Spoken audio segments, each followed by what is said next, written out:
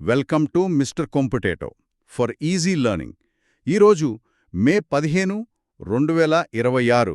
UPSC, APPSC, TSPSC ఇంకా SSC లాంటి competitive ఎగ్జామ్స్కి ప్రిపేర్ అవుతున్న స్టూడెంట్స్ అందరికీ ఇదొక సమగ్రమైన కరెంట్ అఫైర్స్ రివిజన్ అనొచ్చు. ఎగ్జాక్ట్లీ. మన ఎగ్జామ్స్కి అవసరమైన ఫ్యాక్ట్స్, స్టాటిక్ జీకే మరియు ఆ ఫ్యాక్ట్స్ వెనుక ఉన్న కాన్సెప్ట్స్ని చాలా త్వరగా, సులభంగా అర్థం చేసుకునేలా కవర్ చేయడం మన లక్ష్యం. అవును, ఎందుకంటే ఆ కాంపిటేటివ్ ఫీల్డ్లో ఎప్పుడూ ఇన్ఫర్మేషన్ ఓవర్లోడ్ ఉంటుంది. న్యూస్ పేపర్స్, మ్యాగజైన్స్ చదివేటప్పుడు ఏది పట్టుకోవాలి, దాన్ని ఎలా గుర్తుపెట్టుకోవాలి అనేది పెద్ద ఛాలెంజ్ కదా. ఖచ్చితంగా.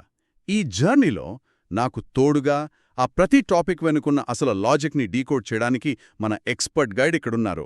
వెల్కమ్. Thank you. ఈరోజు మనం ఫ్యాక్ట్స్ని బట్టి పట్టకుండా ఆ కరెంట్ అఫైర్స్ని స్టాటిక్ జీకేతో ఎలా లింక్ చేయాలో చాలా వివరంగా చూద్దాం. Okay, let's unpack this. మొదటి సెక్షన్ బ్యాంకింగ్, మార్కెట్లు మరియు ఆర్థిక వ్యవస్థ. రీసెంట్గా ఆర్బీఐ కొన్ని కీలకమైన నియంత్రణ చర్యలు తీసుకుంది కదా. అవును, ముంబైకి చెందిన సర్వోదయ కోఆప్ బ్యాంక్ లైసెన్స్ను రద్దు చేసింది. రైట్. దీనికి కారణం ఆ బ్యాంక్ దగ్గర సరైన మూలధనం అంటే క్యాపిటల్ లేకపోవడమే. ఇక్కడ ఆస్పిరెంట్స్కి వెంటనే ఒక బేసిక్ డౌట్ రావాలి. ఏంటంటే సామాన్యుల డబ్బుల సంగతి ఏంటి అని కదా. ఎగ్జాక్ట్లీ. ఇలా బ్యాంకులు మూతపడినప్పుడు అందులో డబ్బులు దాచుకున్న సామాన్యుల పరిస్థితి ఏంటి? వాళ్ళ డబ్బుకి గ్యారంటీ ఎవరిస్తారు? ఇక్కడే మనకు స్టాటిక్ జీకే పాయింట్ వస్తుంది. అవును, అదే డిఐసిజిసి అంటే deposit insurance and credit guarantee corporation. దీని ద్వారా ప్రతి డిపాజిటర్కు 5 లక్షల రూపాయల వరకు బీమా కవరేజ్ ఉంటుంది. అవును, ఇది చాలా ఇంపార్టెంట్ పాయింట్ ఎగ్జామ్స్కి. దీన్ని నేను ఎలా చూస్తానంటే ఒక సర్కస్లో ఆక్రోబాట్స్ కింద ఉండే సేఫ్టీ నెట్తో పోలుస్తాను. పైన వారు కింద పడిపోయినా ఆ నెట్ వాళ్ల ప్రాణాల్ని ఎలా కాపాడుతుందో, బ్యాంకు ఫెయిల్ అయినా ఈ 5 లక్షల కవరేజ్ సామాన్యులకు అలా రక్షణ ఇస్తుంది. ఆ సేఫ్టీ నెట్ అనాలజీ చాలా పర్ఫెక్ట్గా సూటైంది. సర్వోదయ బ్యాంక్ విషయంలో మనం ముఖ్యంగా బ్యాంకింగ్ రెగ్యులేషన్ యాక్ట్ 1949 ప్రాముఖ్యతను గుర్తు చేసుకోవాలి. రైట్. ఆ చట్టం కిందనే కదా యాక్షన్ తీసుకుంటారు. అవునండి. ఈ చట్టం కిందనే ఆర్బీఐకి బ్యాంకుల లైసెన్స్ మంజూరు చేసే, అలాగే రద్దు చేసే అధికారం ఉంటుంది. మూలధనం తక్కువగా ఉన్నప్పుడు డిపాజిటర్ల ప్రయోజనాలను కాపాడటానికే ఆర్బీఐ ఈ నిర్ణయం తీసుకుంటుంది. అంటే రెగ్యులేటరీ పరంగా ఆర్బీఐ చాలా స్ట్రిక్ట్గా ఉందన్నమాట. ఇదే క్రమంలో బ్యాంకింగ్ ఫ్రాడ్స్ని ఆపటానికి కూడా ఒక కొత్త డెవలప్మెంట్ జరిగింది. ఏఐకి సంబంధించిన ఒప్పందం కదా. అవును. న్యూఢిల్లీలో I4C అంటే Indian cyber crime coordination centre, ఇది హోం మంత్రిత్వ శాఖ కింద పనిచేస్తుంది. మరియు ఆర్బీఐ మధ్య ఒక కీలక ఒప్పందం జరిగింది. చాలా అవసరమైన స్టెప్ ఇది. ఇక్కడ ఆర్టిఫిషియల్ ఇంటెలిజెన్స్ ఉపయోగించి ఈ మ్యూల్ అకౌంట్స్ని మరియు సైబర్ ఫ్రాడ్స్ని అడ్డుకుంటారట. అసలు ఏఐ ద్వారా ఈ ఫ్రాడ్స్ని ఎలా డిటెక్ట్ చేస్తారు? చూడండి, మ్యూల్ అకౌంట్స్ అంటే సైబర్ నేరగాళ్లు ఇతరుల పేర్లతో అమాయకులను మభ్యపెట్టి తెరిపించే ఖాతాలు. ఓకే, బినామీలాగా అన్నమాట. మోసపూరితంగా లాగిన డబ్బును ట్రాన్స్ఫర్ చేయడానికి వీటిని వాడుతారు. మాన్యువల్గా కోట్ల కొద్దీ అకౌంట్స్ని, వాటి ట్రాన్సాక్షన్స్ని మనుషులు కూర్చొని చెక్ చేయడం అసాధ్యం కదా. ఖచ్చితంగా అసాధ్యమే. ఇక్కడే ఏఐ ఒక పవర్ఫుల్ డిజిటల్ డిటెక్టివ్ లాగా పనిచేస్తుంది. ఒక సాధారణ అకౌంట్లో ఉన్నట్టుండి రాత్రికి రాత్రే అనుమానాస్పదంగా లక్షల కొద్దీ చిన్న చిన్న ట్రాన్సాక్షన్స్ వేరే దేశాలకు జరుగుతుంటే ఏఐ ఆ ప్యాటర్న్ని మిల్లీసెకండ్లలో గుర్తించి బ్యాంక్కి రెడ్ ఫ్లాగ్ చూపిస్తుంది. వావ్! అంటే ఇన్స్టెంట్గా ట్రాక్ చేస్తుంది? అవును. ఈ ఒప్పందం వల్ల హోం మంత్రిత్వ శాఖ దగ్గరున్న క్రిమినల్ డేటాబేస్, ఆర్బీఐ దగ్గరున్న ఫైనాన్షియల్ టెక్నాలజీ కలిసికట్టుగా పనిచేస్తాయి. Perfect. Moving to next topic. Markets గురించి కదా. అవును. ఏఐ లాంటి టెక్నాలజీతో మన బ్యాంకింగ్ సిస్టమ్ సేఫ్గా ఉందనే నమ్మకం దేశీయ ఇన్వెస్టర్స్లో కూడా స్పష్టంగా కనిపిస్తోంది. ఇందాక ఇంట్రోలో నేను చెప్పిన ఆ ఇంట్రెస్టింగ్ ఫ్యాక్ట్కి వద్దాం. ఈక్విటీస్లో జరిగిన షిఫ్ట్ గురించి. అవును, ఈక్విటీస్లో ఒక పెద్ద షిఫ్ట్ జరిగింది. డొమెస్టిక్ ఇన్స్టిట్యూషనల్ ఇన్వెస్టర్స్ వాటా అంటే డిఐఐల వాటా ఇప్పుడు 18.9% చేరి ఏకంగా అతిపెద్ద సంస్థాగత పెట్టుబడిదారులుగా అవతరించారు. ఇది చాలా పెద్ద అచీవ్మెంట్. మరోవైపు ఫారెన్ పోర్ట్ఫోలియో ఇన్వెస్టర్స్ అంటే ఎఫ్పిఐ వాటా కేవలం 14% పడిపోయింది. ఇంకో విషయమేంటంటే ఎఫ్పిఐ పరిమితి కేవలం 10% మాత్రమే ఉంటుంది. అవును, అది రూల్. అయితే ఇక్కడ నాకొక క్వశ్చన్. ఫారెన్ ఇన్వెస్ట్మెంట్స్ అంటేనే మనకు డాలర్లు రావడం కదా. విదేశీ పెట్టుబడులు ఇలా మన దేశం నుంచి వెనక్కి వెళ్ళిపోవడం ఓవరాల్గా మన దేశ ఆర్థిక వ్యవస్థకు నెగటివ్ ఇంపాక్ట్ చూపించదా? వాట్స్ ఫ్యాసినేటింగ్ హియర్ ఇస్ విదేశీ నిధులు వెనక్కి వెళ్తే మార్కెట్లు కుప్పకూలతాయి అని పాత ఎకానమిక్స్ థియరీలు చెప్తాయి. అవును, బుక్స్లో అదే చదువుకుంటాం. కానీ ఇప్పుడు ఇండియాలో ఆ ట్రెండ్ బ్రేక్ అయింది. విదేశీ పెట్టుబడులు వెనక్కి వెళ్తున్నా ఆ ఖాళీని మన దేశీయ పెట్టుబడిదారులు అంటే మన డిఐఐలు, మ్యూచువల్ ఫండ్స్, ఇన్సూరెన్స్ కంపెనీలు రీప్లేస్ చేస్తున్నాయి. ఓహో, అంటే లోకల్ మనీ సపోర్ట్ చేస్తోంది. ఎగ్జాక్ట్లీ. ఇది నెగటివ్ కాదు, భారతీయ ఆర్థిక వ్యవస్థ యొక్క అద్భుతమైన స్వయం సమృద్ధికి అంటే సెల్ఫ్ రిలయన్స్కి నిదర్శనం. బయటివారి మీద ఆధారపడకుండా మన ఎకానమీని మనమే నడిపించుకునే స్థాయికి మనం చేరుకున్నామనడానికి ఇదొక పాజిటివ్ ఇండికేటర్. వావ్! అంటే మన ఎకానమీ ఫౌండేషన్ చాలా స్ట్రాంగ్గా ఉందన్నమాట. ఎకానమీ స్ట్రాంగ్గా ఉండాలంటే బ్యాంకులు బలంగా ఉండాలి కదా. ఖచ్చితంగా. దానికి సంబంధించి ఆర్బీఐ కొత్తగా CET1 రూల్స్ తీసుకొచ్చింది. వాణిజ్య బ్యాంకులు, స్మాల్ ఫైనాన్స్ బ్యాంకుల కోసం దీన్ని తెచ్చారు. ఈ కొత్త రూల్ చాలా ఇంపార్టెంట్. అవును, ఈ కొత్త రూల్ ప్రకారం బ్యాంకులు తమ త్రైమాసిక లాభాలను అంటే క్వార్టర్లీ ప్రాఫిట్స్ని కూడా CET1 మూలధనంలో కలుపుకోవచ్చు. దీనివల్ల బ్యాంకులో CRAR మెరుగుపడుతుంది అని సోర్సెస్ చెప్తున్నాయి. అవునండి. ఒక్క నిమిషం, ఈ CET1, CRAR లాంటి టెక్నికల్ పదాలు వినగానే ఆస్పిరెంట్స్ కన్ఫ్యూజ్ అవుతారు. దీని సింపుల్గా విడదీసి చెప్దామా? తప్పకుండా. CET1 అంటే కామన్ ఈక్విటీ టైర్ 1 అనేది ఒక బ్యాంక్ దగ్గర ఖచ్చితంగా ఉండాల్సిన బేసిక్ కోర్ క్యాపిటల్. ఇది బ్యాంకుకి ఒక కుషన్ లేదా ఎయిర్ బ్యాగ్ లాంటిది. ఓకే, ఎమర్జెన్సీకి వాడుకోవడానికి. అవును. రేపు ఏదైనా సంక్షోభం వచ్చి అప్పులిచ్చినవి తిరిగి రాకపోయినా బ్యాంక్ మునిగిపోకుండా ఈ మూలధనం కాపాడుతుంది. ఇంతకుముందు ఏడాది చివర్లో మాత్రమే లాభాలను ఇందులో కలిపేవారు. ఓహో, ఇప్పుడు త్రైమాసికంగా మార్చారు. రైట్. ఇప్పుడు ప్రతి 3 నెలల లాభాలను ఈ కుషన్కి యాడ్ చేసుకోవచ్చు అని ఆర్బీఐ చెప్పింది. దీనివల్ల వాళ్ళ CRAR అంటే capital to risk weighted assets ratio ఆటోమేటిక్గా పెరుగుతుంది. అంటే రిస్క్ మేనేజ్మెంట్ బెటర్ అవుతుంది. ఎగ్జాక్ట్లీ. బ్యాంక్ రిస్క్ తీసుకునే సామర్థ్యం పెరుగుతుంది. అయితే ఇక్కడ ఎగ్జామ్కి గుర్తుపెట్టుకోవాల్సిన ముఖ్యమైన పాయింట్ ఏంటంటే లోకల్ ఏరియా బ్యాంకులు మరియు రీజనల్ రూరల్ బ్యాంకులు అంటే RRBలకు ఈ కొత్త రూల్ నుంచి మినహాయింపుంది. ఆ మినహాయింపు చాలా క్రూషియల్ పాయింట్. ఎగ్జామ్స్లో అడిగే ఛాన్స్ ఉంది. Moving to next topic.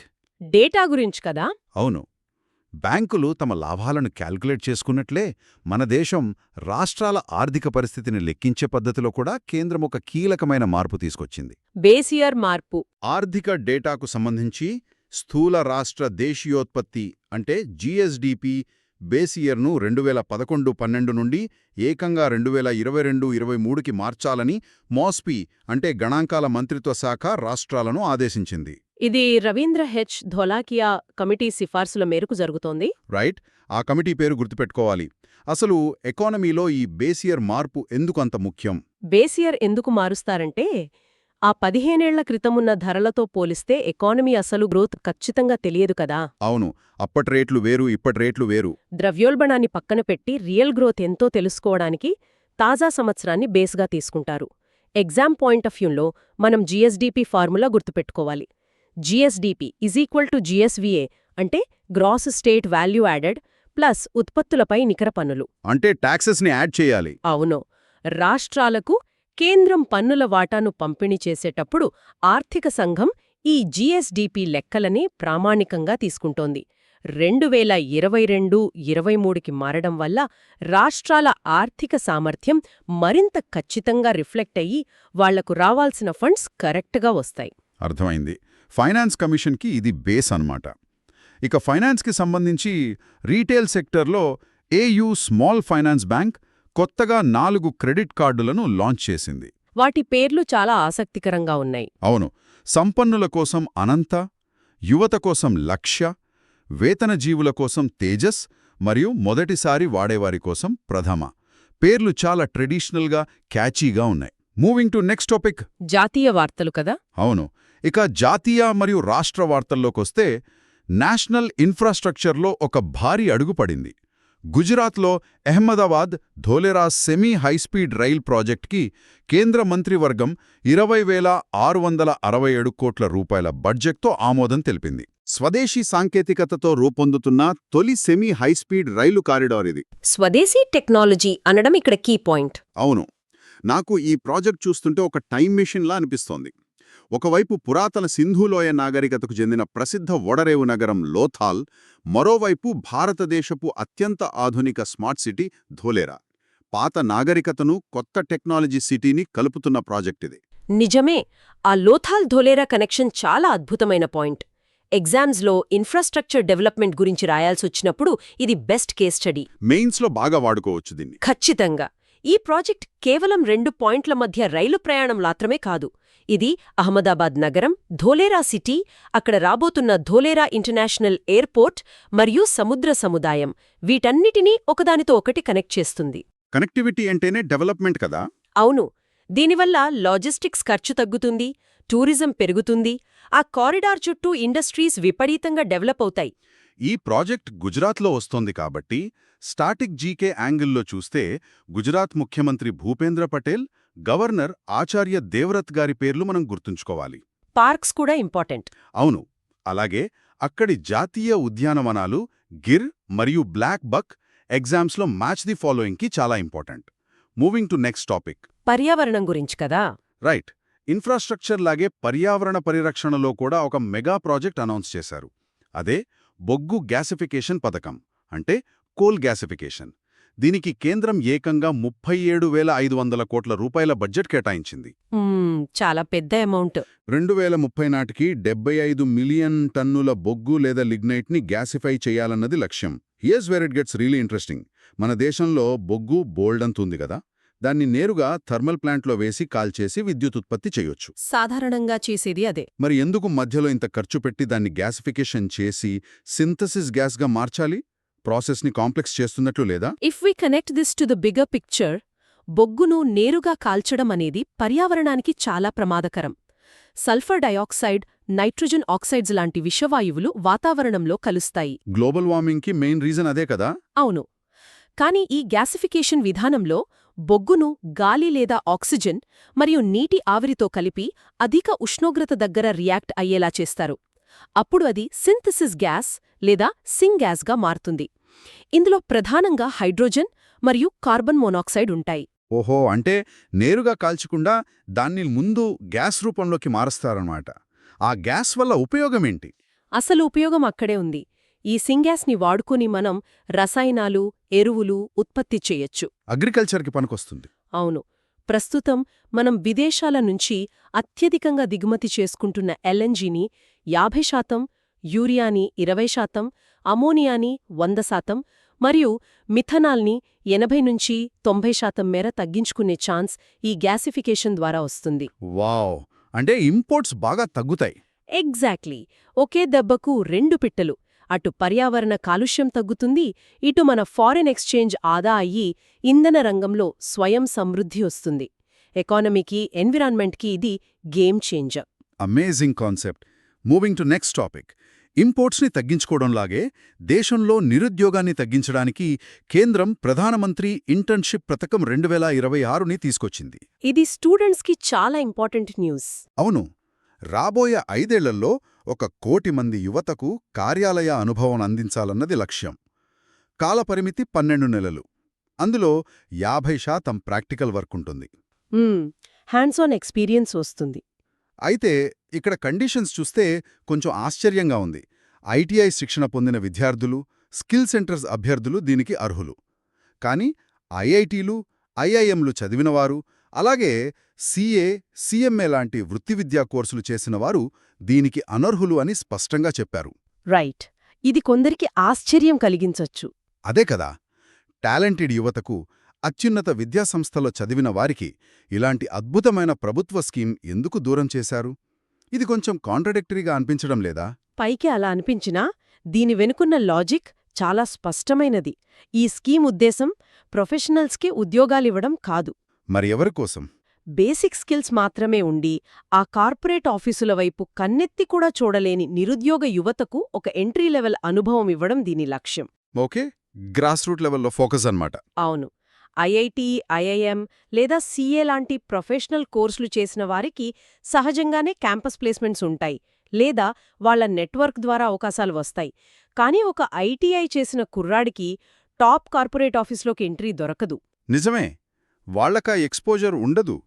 అలాంటి గ్రామీణ టైర్ 2 నగరాల యువతను మెయిన్ స్ట్రీమ్ వర్క్ ఫోర్స్లోకి తీసుకురావడమే ఈ స్కీమ్ అసలు టార్గెట్. అంటే నిజంగా అవసరమున్న వాళ్ళకి టార్గెటెడ్గా ఇస్తున్నారన్నమాట. Good. Moving to next topic. ఇక ఎకానమీలో మరో ముఖ్యమైన అంశం వాణిజ్యం మరియు ఎగుమతులు. మన దేశంలో చక్కెర ఎగుమతులపై ఉన్న నిషేధాన్ని 30 సెప్టెంబర్ 2026 వరకు ప్రభుత్వం పొడిగించింది. డొమెస్టిక్ సప్లై కోసం కదా? అవును. దేశీయంగా నిల్వలు 45 లక్షల టన్నులకు పడిపోవడమే దీనికి కారణం. అయితే ముందస్తు ఒప్పందాలు చేసుకున్న వారికి యూరోపియన్ యూనియన్ లేదా యుఎస్ కోటాలకు మాత్రం మినహాయింపు ఇచ్చారు.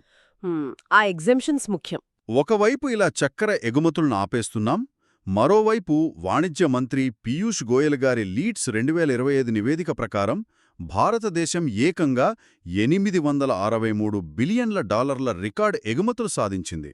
వావ్, ఇది హ్యూజ్ నంబర్. ప్రస్తుతం మన టార్గెట్ $1 ట్రిలియన్ ఎగుమతులు సాధించడం. ఒక పక్క ఎక్స్పోర్ట్స్ ఆపుతూ ఇంకో పక్క ఈ టార్గెట్ గ్యాప్ని ఎలా బ్యాలెన్స్ చేస్తున్నారు? ఫుడ్ సెక్యూరిటీ కోసం కొన్ని అగ్రికల్చరల్ ప్రాడక్ట్స్ని ఆపడం సర్వసాధారణం. కానీ ఓవరాల్గా 1 ట్రిలియన్ మార్క్ని చేరుకోవడానికి మన వ్యూహం చాలా వైడ్గా ఉంది. అంటే వేరే సెక్టర్స్ మీద ఫోకస్ చేస్తున్నారు. అవును. ప్రభుత్వం స్వేచ్ఛా వాణిజ్య ఒప్పందాల అంటే ఎఫ్టీఏల మీద ఫోకస్ చేసింది. గల్ఫ్ సహకార మండలి దేశాలు, కెనడా మరియు మాల్దీవులతో ఈ ఎఫ్టీఏల వల్ల మన వాణిజ్యం విపరీతంగా పెరుగుతోంది. ఈ ఒప్పందాల వల్ల మన ఎగుమతిదారులకు ఆయా దేశాల్లో చాలా తక్కువ కస్టమ్స్ డ్యూటీస్తో మార్కెట్ యాక్సెస్ దొరుకుతుంది. అంటే ట్రేడ్లో ఒక సిస్టమాటిక్ రూల్స్ని సెట్ చేస్తున్నారన్నమాట. Moving to next topic. వాణిజ్యంలో ఒకే విధమైన చట్టాలు తెస్తున్నట్లే పౌరులందరికీ ఒకే విధమైన చట్టం ఉండాలంటూ అస్సాం ప్రభుత్వం ఉమ్మడి పౌరస్మృతి అంటే యూసీసీ బిల్లును ఆమోదించింది. ఇది రీసెంట్గా పెద్ద హాట్ టాపిక్. అవును. వివాహం, విడాకులు, ఆస్తి వారసత్వం లాంటి విషయాల్లో అందరికీ ఒకే సివిల్ లా ఉంటుంది. అయితే ఇక్కడ మనం ఎలాంటి పక్షపాతం లేకుండా ఎగ్జామ్ పాయింట్ ఆఫ్ వ్యూలో ఫ్యాక్ట్స్ని గమనిస్తే ఈ చట్టంలో కొన్ని ముఖ్యమైన మినహాయింపులున్నాయి. ఎవరికిచ్చారు మినహాయింపులు? గిరిజన సంఘాలకు ఈ చట్టం నుంచి పూర్తి మినహాయింపు ఇచ్చారు. అలాగే కొన్ని మతపరమైన ఆచరణలకు కూడా మినహాయింపులున్నాయి. అసలు ఒకే చట్టం అన్నప్పుడు ఈ మినహాయింపులెందుకిచ్చినట్లు? ఇది చాలా సెన్సిటివ్ మరియు important polity topic. Competitive aspirants దీన్ని కేవలం రాజ్యాంగబద్ధంగా చూడాలి. మన రాజ్యాంగంలోని ఆర్టికల్ 44 ఆదేశిక సూత్రాల కింద ఉమ్మడి పౌరస్మృతిని సూచిస్తుంది. డిపిఎస్పి కింద కదా? అవును. అయితే అస్సాం లాంటి ఈశాన్య రాష్ట్రాల్లో గిరిజనుల ఆచార వ్యవహారాలకు ప్రత్యేక రక్షణ ఉంటుంది. ముఖ్యంగా రాజ్యాంగంలోని 6వ షెడ్యూల్ స్ఫూర్తి దెబ్బతినకుండా ఉండేందుకే వారికి ఈ మినహాయింపులిచ్చారు. ఇది కేవలం పౌర హక్కుల సమానత్వం కోసం తెచ్చిన చట్రంగా మనం అర్థం చేసుకోవాలి. అస్సాం అనగానే స్టాటిక్ జీకి కూడా మనం రివైజ్ చేసుకోవాలి కదా. అక్కడి జాతీయ ఉద్యానవనాలు కజిరింగా, మానస్ మరియు డిబ్రూ సైఖోవా. అస్సాం ముఖ్యమంత్రి హిమంత బిస్వా శర్మ మరియు governor Lakshman Prasad Acharya. Moving to next topic. Technology section అనుకుంటా. అవును. ఇక టెక్నాలజీ, పర్యావరణం విషయానికొస్తే అహ్మదాబాద్లో అదానీ గ్రూప్తో ఉబేర్ తమ మొట్టమొదటి డేటా సెంటర్ కోసం ఒక కీలక ఒప్పందం కుదుర్చుకుంది. అలాగే పర్యావరణానికి సంబంధించి జీవ ఇంధనాల్లో అంటే బయోఫ్యూయల్స్లో ఒక సర్ప్రైజింగ్ డేటా బయటపడింది. ఇథనాల్కి సంబంధించి కదా? రైట్. ఇథనాల్ ఉత్పత్తిలో ఇప్పటి వరకు రారాజుగా ఉన్న చెరకును అధిగమించి ఆ మొక్కజొన్న అగ్రస్థానంలోకి వచ్చేసింది. ఏకంగా 182 కోట్ల లీటర్ల ఇథనాల్ని మొక్కజొన్న నుంచి తీశారు. మిగులు బియ్యం వాటా 125 కోట్ల లీటర్లు. ఇది చాలా పెద్ద change. So what does this all mean? Ethanol అంటేనే చెరకు అనుకునేవాళ్లం. అకస్మాత్తుగా మొక్కజొన్న ఎలా టాప్లోకొచ్చింది? దీని వెనుక పక్కా సైంటిఫిక్ అండ్ ఎకనామిక్ రీజన్స్ ఉన్నాయి. మొదటిది నీటి లభ్యత. 1 కేజీ చెరకు బండించడానికి విపరీతమైన నీరు కావాలి. కానీ మొక్కజొన్నకు అంత నీరు అవసరం లేదు. వాటర్ సేవింగ్ అన్నమాట. అవును. రెండవది, చెరకు ఒక సీజన్కే పరిమితం. కాని మొక్కజొన్న ఏడాది పొడవునా పండుతుంది. క్లైమేట్ చేంజ్ వల్ల వర్షాలు ఎప్పుడు పడతాయో తెలియని పరిస్థితిలో రైతులు ప్రత్యామ్నాయాల వైపు మళ్లారు. ఇది రైతులకి చాలా ప్రాక్టికల్ ప్రాబ్లం. ఇక ఇందాక మీరు చెప్పిన ఊబేర్ అదానీ డేటా సెంటర్ విషయానికొస్తే ఇక్కడ మనం డేటా స్థానికీకరణ అంటే డేటా లోకలైజేషన్ అనే పదాన్ని ఎగ్జామ్స్ కోసం అండర్లైన్ చేసుకోవాలి. అంటే డేటాని మన దేశంలోనే ఉంచడం కదా. ఎగ్జాక్ట్లీ. మన దేశ పౌరుల డేటా వేరే దేశపు సర్వర్లలో కాకుండా మన దేశంలోనే భౌతికంగా స్టోర్ చేయడాన్ని డేటా లోకలైజేషన్ అంటారు. నేషనల్ సెక్యూరిటీకి ఇది చాలా అవసరం. కరెక్ట్. గ్లోబల్ టెక్ కంపెనీలు లోకల్గా ఉండటం important. Moving to next topic. ఈ గ్లోబల్ కనెక్టివిటీకి సంబంధించే న్యూఢిల్లీలో 10వ హిందూ మహాసముద్రం సంభాషణ జరిగింది. IORA మీటింగ్ కదా? అవును, ఇది ఇండియన్ ఓషన్ రిమ్ అసోసియేషన్ యొక్క సమావేశం. ఈ ఏడాది థీమ్ మారుతున్న ప్రపంచంలో హిందూ మహాసముద్ర ప్రాంతం. ఇక్కడ హైలైట్ ఏంటంటే 2025 నుంచి 2027 కాలానికి ఈ IORA చైర్మన్గా భారతదేశం బాధ్యతలు స్వీకరించింది. దీనివల్ల మనకేంటి లాభం? హిందూ మహాసముద్రంలో బ్లూ ఎకానమీ మరియు విజన్ సాగర్ అనేవి మనకు చాలా కీలకం. బ్లూ ఎకానమీ అంటే సముద్ర జీవరాశికి, పర్యావరణానికి హాని కలగకుండా సముద్ర వనరులను ఆర్థిక అభివృద్ధికి వాడుకోవడమే బ్లూ ఎకానమీ. ఇక సాగర్ అంటే security and growth for all in the reason. అంటే రీజనల్ సెక్యూరిటీ మీద ఫోకస్ అన్నమాట. అవును, మన పొరుగున చైనా సముద్ర మార్గాల్లో ప్రాబల్యం పెంచుకుంటున్న ఈ తరుణంలో మన చుట్టుపక్కల దేశాలందరికీ భద్రత కల్పిస్తూనే పరస్పర వృద్ధి సాధించాలనేది భారతదేశం యొక్క ప్రధాన వ్యూహం. రాబోయే 2 ఏళ్లపాటు IORA చైర్మన్గా మన అజెండా అంతా దీని చుట్టూ తిరుగుతుంది. దేశభద్రత, విదేశాంగ విధానమంటే వెంటనే మనకు నియామకాలు, రక్షణ రంగం గుర్తుకు రావాలి. Moving to next topic. ముందుగా కొన్ని ముఖ్యమైన నియామకాలు చూద్దాం. కాన్ఫెడరేషన్ ఆఫ్ ఇండియన్ ఇండస్ట్రీ అంటే CIIకి కొత్త అధ్యక్షుడుగా Tata chemicals MD R Mukundan నియమితులయ్యారు. CII హెడ్ క్వార్టర్స్ న్యూఢిల్లీలో ఉంది. ఇది ఇంపార్టెంట్ అపాయింట్మెంట్. ఇక ఇంటర్నేషనల్ పాలిటిక్స్లో ఒక సెన్సేషన్ జరిగింది. హంగేరీ దేశంలో ఏకంగా 16 ఏళ్ల విక్టర్ ఓర్బన్ పాలనకు ఎండ్ కార్డ్ పడింది. వావ్, 16 ఏళ్ల తర్వాత మార్పు.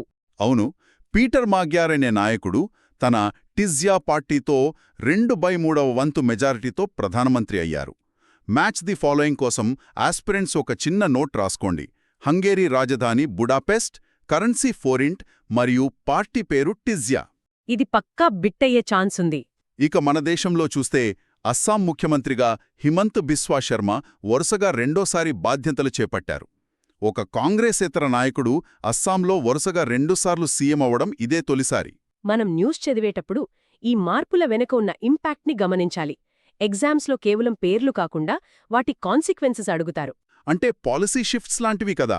అవును, CII లాంటి సంస్థలకు కొత్త నాయకత్వమొస్తే అది మన ఇండస్ట్రియల్ పాలసీలను ప్రభావితం చేస్తుంది. హంగేరీ లాంటి యూరోపియన్ దేశంలో 16 ఏళ్ల ప్రభుత్వం మారడమంటే అక్కడ ప్రజలు ఆర్థిక విధానాల్లో ఎలాంటి మార్పు కోరుకుంటున్నారో అర్థం చేసుకోవచ్చు. రాజకీయ మార్పులను మనం న్యూట్రల్గా అనలైజ్ చేయాలి. Absolutely. Moving to next topic. రక్షణ రంగంలో కూడా ఒక విప్లవాత్మకమైన మార్పు జరుగుతోంది. న్యూఢిల్లీలో రక్షణ శాఖ సహాయ మంత్రి సంజయ్ సేత్ కలాం అండ్ కవచ్ 3.0 ప్రాజెక్టును ప్రారంభించారు. Defence technology. ఈ ప్రాజెక్ట్ ప్రధానంగా AI ఆధారిత యుద్ధం, హైపర్సానిక్ టెక్నాలజీ మరియు అంతరిక్ష ముప్పుల మీద ఫోకస్ చేస్తుంది. ఇందులో 2 ఇంట్రెస్టింగ్ వ్యూహాలు వాడారు. J అంటే జాయింట్నెస్, ఆత్మనిర్భరత, ఇన్నోవేషన్, మరియు I² అంటే స్వదేశీకరణ మరియు అంతర్జాతీయ సహకారం. ఈ J మరియు I² వ్యూహాలు మోడర్న్ డిఫెన్స్కి ఎలా ఉపయోగపడతాయి? This raises an important question. రాబోయే కాలంలో యుద్ధాలు బోర్డర్స్లో కేవలం సైనికులు, తుపాకులతో జరగవు. డేటా, ఆర్టిఫిషియల్ ఇంటెలిజెన్స్ మరియు శాటిలైట్స్ ద్వారా స్పేస్లో జరుగుతాయి. సైబర్ వార్ఫేర్ అంటారు కదా. ఈ సామర్థ్యాలను పెంచుకోవడమే కలాం అండ్ కవచ్ లక్ష్యం. ఓకే, ఇదంతా టెక్ బేస్డ్. అయితే మనం వేరే దేశాల AI టెక్నాలజీ కొంటే ఆ యుద్ధ సమయంలో వాళ్ళు దాన్ని హ్యాక్ చేయొచ్చు లేదా సిగ్నల్స్ ఆపేయొచ్చు. అందుకే మన రక్షణ వ్యవస్థలను మన దేశంలోనే తయారు చేసుకోవాలి. దాన్నే స్వదేశీకరణ లేదా ఇండిజినైజేషన్ అంటారు. అందుకే ఈ ఆత్మనిర్భరత వ్యూహాలు మోడర్న్ వార్ఫేర్లో మనకు ప్రాణరక్షణ. టెక్నాలజీ ఎవరిదైతే పవర్ వాళ్లదే. కార్పొరేట్ వరల్డ్లో కూడా విలీనాలు ఇలాగే పవర్ని పెంచుతాయి కదా. దానికి సంబంధించి త్రివేణి ఎర్త్ మూవర్స్ ద్వారా లాయిడ్స్ ఇంజనీరింగ్ వర్క్స్లో వాటా కొనుగోలుకు CCI అంటే కాంపిటీషన్ కమిషన్ ఆఫ్ ఇండియా ఆమోదం తెలిపింది. అవును, మార్కెట్ బ్యాలెన్స్కి CCI ఇంపార్టెంట్. సైన్స్, టెక్నాలజీ మరియు ముఖ్యమైన రోజులు చూద్దాం. బ్లడ్ క్యాన్సర్, ముఖ్యంగా మల్టిపుల్ మైలోమా ట్రీట్మెంట్లో ఒక పెద్ద బ్రేక్ త్రూ వచ్చింది. డ్యూయల్ టార్గెటింగ్ CAR T-సెల్ థెరపీని అభివృద్ధి చేశారు. వావ్, ఇది మెడికల్ ఫీల్డ్లో గ్రేట్ న్యూస్. అవును, హైదరాబాద్కు చెందిన హెలిక్సెల్ థెరప్యూటిక్స్ మరియు టెక్నాలజీ డెవలప్మెంట్ బోర్డ్ మధ్య దీనికోసం ఒప్పందం జరిగింది. ఇక టెక్నాలజీ వరల్డ్లో శాంసంగ్ ఎలక్ట్రానిక్స్ సరికొత్త రికార్డ్ సృష్టించింది. మార్కెట్ క్యాప్కి సంబంధించి కదా? రైట్, దాని మార్కెట్ క్యాప్ ఏకంగా $1 ట్రిలియన్ దాటింది. TSMC తర్వాత ఆసియాలో ఈ మార్క్ని అందుకున్న రెండవ కంపెనీ శాంసంగ్. ఇక ఇంపార్టెంట్ డేస్లో మే 15 అంతర్జాతీయ కుటుంబాల దినోత్సవం. ఈ ఏడాది థీమ్ కుటుంబాలు, అసమానతలు మరియు పిల్లల శ్రేయస్సు. ఇది 30వ వార్షికోత్సవం కదా? అవును, 1993లో ప్రారంభమైన ఈ దినోత్సవానికి ఇది 30వ వార్షికోత్సవం.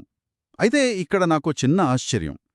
AI సెమీకండక్టర్ చిప్స్కు ఉన్న డిమాండ్ కారణంగా శాంసంగ్ వాల్యుయేషన్ పెరిగిందంటున్నారు. కేవలం ఈ ఒక్క రీజన్ వల్లే ఒక కంపెనీ $1 ట్రిలియన్ దాటేస్తుందా? ఖచ్చితంగా దాటేస్తుంది. ఎందుకంటే గ్లోబల్ టెక్ మార్కెట్లో ఇప్పుడు నడుస్తున్నది మామూలు డిమాండ్ కాదు, ఆ AI గోల్డ్ రష్ అని చెప్పొచ్చు. అంటే ప్రతి దాంట్లో AI వాడటం. అవును, ఇప్పుడు ఏ మూల చూసినా AI ఫీవర్. డేటా సెంటర్లు, డ్రైవర్లెస్ కార్లు, లేటెస్ట్ స్మార్ట్ఫోన్లు, చివరకు రక్షణ రంగంలో వాడే అడ్వాన్స్డ్ డ్రోన్లు అన్నీ పవర్ఫుల్ AI సెమీకండక్టర్లపైనే నడుస్తున్నాయి. ప్రపంచానికి సరిపడా ఆ చిప్స్ని సప్లై చేయగలిగిన అతి కొద్ది కంపెనీల్లో దక్షిణ కొరియాకి చెందిన శాంసంగ్ ఒకటి. అందుకే వాళ్ల వాల్యుయేషన్ అలా ఆకాశాన్ని తాకింది. డిమాండ్ అండ్ సప్లై గేమ్ అన్నమాట. ఇక బ్లడ్ క్యాన్సర్ కోసం వచ్చిన CAR-T థెరపీ అనేది నిజంగా ఒక మెడికల్ మిరాకిల్. పేషెంట్ సొంత తెల్ల రక్త కణాలని బయటకు తీసి ల్యాబ్లో రీప్రోగ్రామ్ చేసి తిరిగి శరీరంలోకి పంపిస్తారు. అవి వెళ్లి క్యాన్సర్ కణాలను వెతికి మరీ చంపుతాయి. మన హైదరాబాద్ కంపెనీ ఇందులో ఉండటం గర్వకారణం. ఒక రేంజ్లో డీకోడ్ చేశాం అన్ని టాపిక్స్ని. ఎగ్జామ్ పాయింట్ ఆఫ్ వ్యూలో ఫ్యాక్ట్స్ అండ్ లాజిక్స్ అన్నీ కవర్ అయ్యాయి. ఫైనల్గా ఒక పాయింట్. ఈరోజు మనం మాట్లాడుకున్న అంశాలను ఒక్కసారి కనెక్ట్ చేసి చూస్తే ఒక ఇంట్రెస్టింగ్ ప్యాటర్న్ కనిపిస్తుంది. ఏంటది?